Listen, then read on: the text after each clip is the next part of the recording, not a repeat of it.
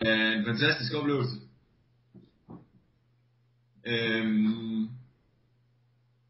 Ja, største bedrift inden for, i hvert fald i min pokerkarriere. Ja, der er vel ikke meget, der kan toppe det, er der? Nej, det tror jeg sgu ikke. Det skulle lige være live verdensmesterskaber med SOP. Så det er det næste, du går efter? Nej, ikke nødvendigvis. Altså, jeg havde egentlig planer om det hen ad vejen i år, men det rendte lidt ud i sanden, fordi ja, de drenge, jeg egentlig ville med derover, var heller ikke klar, så var der en masse andre ting også, som kom i vejen, så det blev jo ikke lige til noget, men forhåbentlig bliver det sådan noget næste år. Ja. Hvis nu vi tænker tilbage på VSOP'en der for et lille års tid siden, kan du huske, hvad for nogle følelser du sad med under, og nok ikke mindst efter turneringen? Ja, altså det var jo, altså jeg husker da i hvert fald, når jeg var ude og spille de helt store pots, så når man var all in, så var det jo med følelserne ude på tøjet i hvert fald, som jeg i hvert fald ikke sådan har gør normalt til når jeg sidder og spiller turneringer og sådan noget, er man lidt mere afdæmpet, men selvfølgelig fordi man vidste, der var mange skillinger hen på toppen. Ja. Han var nok lidt flere følelser ude på tøjet. Efterfølgende var det egentlig sådan en mærkelig situation, fordi det var ligesom om, altså, der er nok meget forskelligt fra live og online, at altså, når du så har vundet en turnering, så er det jo ofte der midt om natten, eller om morgenen, hvor folk ikke er stået op endnu og sådan noget, så der er jo som sådan ikke så mange at fejre det med, som i forhold til live, hvor folk de står og railer ind og sådan noget, så... Hvad gjorde du så efter, du havde vundet? Jamen, jeg fik fat i nogle af pokerdrengene fra Aarhus og sådan noget, og så live i café, hvor vi fik noget brunch og lidt frem og tilbage, noget drik. Så jeg tror, der var vi måske sådan noget 10-15 mand og sådan noget. Så folk var dog klar på at feste, selvom det var helt fra morgenstunden af. Altså, jeg gætter på, at det var en lidt anderledes stemning, end der er normalt til en brunch. Ej, det var det bestemt. Altså, folk var jo klar på at fejre det, og de så blade lige, selvom en pokerspiller måske ikke allermest oplagt er klokken 8 om morgenen. Du siger selv, du sad med følelserne uden for tøjet. Altså, hvordan sad du sådan bag skærmen? Altså, kan man holde sig lidt i ro, eller er det med de store udbrud i sådan situationer der? Men altså, specielt i All-Ins var det jo, der var man jo, altså, men det er jo klart, som turneringen, den, som man kommer langt i dybt i turneringen, så bliver man selvfølgelig mere følelsesladet omkring det. Så det er selvfølgelig mest i endgame, ikke, når man var inde for livet og sådan noget der, hvor det virkelig var med følelserne ude på tøjet. Var det anderledes hårdt at spille poker i sådan en situation, end det er normalt? Nej, det synes jeg egentlig ikke.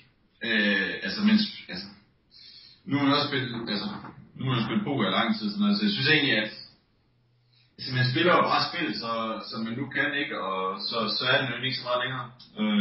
Nu er så den fordel, at jeg havde en stor stak i hvert fald på finalebordet havde jeg en stor stræk i forhold til de andre, så det gjorde det lidt mere nemmere for mig at lægge pres på, som at det er et spil, som jeg egentlig godt kan lide at spille. Så på den måde passede det egentlig meget godt til min spillestil, og det var stor, ikke? Så. Hvornår begyndte du at tænke, at du kunne gå hele vejen og blive verdensmester i online poker? Der har man vel helt sådan en lille smule i baghovedet, altså når man i det man spiller turneringer, og man kommer fint fra start. Men man spiller vel en turnering for at vinde det, kan man sige. Men hvor jeg så virkelig troede, at det her det kunne blive rigtig stort, det var nok på finalebordet, hvor jeg kommer ind på finalebordet med rigtig mange tips, måske op mod 40% af tipsene. Så det er jo der, det sådan gik op for dig, at det her, nu er det seriøst, altså nu er det ikke bare sådan en lille tanke om, selvfølgelig kan jeg vinde hver turnering, men nu er det virkelighed lige pludselig. Ja. Og det interessante i det var jo lidt det der med, at det var nogle gode spillere overfor, men på baggrund af, at jeg havde så stor en stak, kunne jeg egentlig gøre lidt, hvad jeg bare ville, ikke? Fordi de respekterede jo meget de store penge, man nu kunne vinde, og gik meget op i, at man ligesom kom en plads videre, på en plads længere, som var måske et skridt mellem 50 og 100.000 dollars, ikke? Som var mange penge også for professionelle pokerspillere. Hvordan med dig? Var det noget, der påvirker dig? Jamen altså, positivt kan man sige. Altså, jeg blev jo hurtigt klar over, at folk, at de andre spillere, de ikke ville ud tidligt, og prøve at holde den kørende så langt som overhovedet muligt, og det gav jo mig mulighed for at lægge ultimativt pres på. Og det udnyttede jeg egentlig meget. Ja. Så... Ja, så ved vi jo alle sammen, det gik jo hverken værre eller bedre, end at du vandt hele lortet. Hvordan har dit liv ændret sig efter det? Jamen, det er et godt spørgsmål. Altså, du skal næsten spørge nogle af mine kammerater i stedet for. Men jeg ved ikke, jeg synes egentlig ikke, det har ændret så meget. Altså, man har selvfølgelig taget nogle større skud i cash game, og haft et mindre high-stakes eventyr på den front, som man nok ikke har oplevet, hvis det var, man ikke havde vundet den, hvis jeg ikke havde vundet den her. På samme måde i hvert fald. Altså en mulighed for at prøve dig selv af blandt de allerbedste? Ja, det kan man sige. Men jeg har egentlig sådan prøvet at være, altså jeg har egentlig været sådan okay bevidst om, at nu skulle jeg ikke bare op på de, altså det er jo svært at vide, om man ligesom kan slå de høje takster. Men det er så egentlig gået udmærket. Så ser det udmærket, hvordan skal det forstås? Jamen altså, det skal forstås på den måde, at jeg er kommet ud på den anden side med overskud. Men jeg har hele tiden haft det sådan, at nu vil jeg ikke bare rykke op, og så, altså, hvis man lige pludselig finder ud af, at man ikke kan slå niveauet eller et eller andet, så er det jo lidt noget, så det er så lidt, det bliver lidt mærkeligt egentlig. Jeg vil egentlig gerne have prøve at have de der lidt faste rammer, hvor man egentlig ved, at det her niveau kan man egentlig slå med. Mm. Så altså på pokerfronten har pengene været med til at bekræfte i, at du kan være med på allerhøjeste niveau? Ja, jeg synes også, at udvikling, men man ser jo også nogle... Når man har lidt mere på rullen, så ser man også nogle flere muligheder, og det tror jeg også, det er udviklet mit spil en lille smule. Og det er selvfølgelig udviklet mit spil bare generelt at spille på de højere takster, ikke? Så ja, jeg synes egentlig godt, jeg kan være med deroppe af, men det er klart, at men vi er jo ikke klogere på en sample på måske 50.000 hænder eller 100.000 hænder. Ja. Der skal man nok lidt flere hænder til. Ændrer man sin tilgang til poker efter man har vundet sådan, hvad var det, 1,25 millioner dollars? En gang til? Ændrer man sin tilgang til poker efter rullen får sådan en solid boost? Det tror jeg da generelt man gør. Altså man bliver da nok en lille smule mere lucid, ikke? Ja. Og det er jo egentlig det, jeg sådan har prøvet at være meget opmærksom på, men når man går ind til et bord, at man så har den samme motivation, som man havde inden, og det er bare svært at bibeholde den der motivation, ikke? Fordi man er så ligeglad, det er så ligegyldigt med de penge, man nu vinder, ikke? Nu når man har vundet så rigtig mange penge. Og det var det, der gjorde, at det er jo lidt det, der gør, at man skal op og spille højere, ikke? Fordi altså betyder det, altså, det kommer ikke til at betyde noget, så bliver man så ligeglad med pengene, og så ender det jo nok med, at du faktisk måske taber det lange løb, hvis pengene er så ligegyldige. Ja. Hvad har du gjort for at modvirke det? Det var så det, jeg har gjort, hvor jeg lavede lidt en blanding af det der med at så spille lidt højere, ikke? Og det har jeg så gjort i en overgang, kun så 4 måneder eller sådan noget der, og så finder man stille og roligt ud af, at der er jo også... Der er jo rimelig store swings i det, ikke? Og så gik det stille og roligt ned igen på det niveau, som jeg egentlig har spillet inden. Og det har jeg egentlig rigtig fint med nu. Er du ikke længere påvirket af den der store gevinst for et års tid siden? Ingen til? Du er ikke længere påvirket af den der store gevinst for et års tid siden? Det synes jeg faktisk ikke. Nej. Altså, nu vender jeg lidt tilbage til det, men sådan, du er sådan langt hen ad vejen, kan man sige, blevet fået den der økonomiske frihed, som mange pokerspillere, de gerne vil have. Altså, har du ændret noget i din dagligdag? Nej, egentlig ikke, men jeg vil så sige sådan, at det ikke, altså, nogen har haft en lille smule procent derude, og der er også noget skat, der skulle betales og sådan noget, så altså, jeg er jo ikke blevet økonomisk uafhængig, hvis det er det folk, de tror. Absolut ikke. Altså, jeg har også investeret i nogle forskellige ting, så rent rullemæssigt er der egentlig ikke den helt store forskel, kan man sige. Ja, og du er langt hen ad vejen. Selvfølgelig har det givet lidt, det er klart.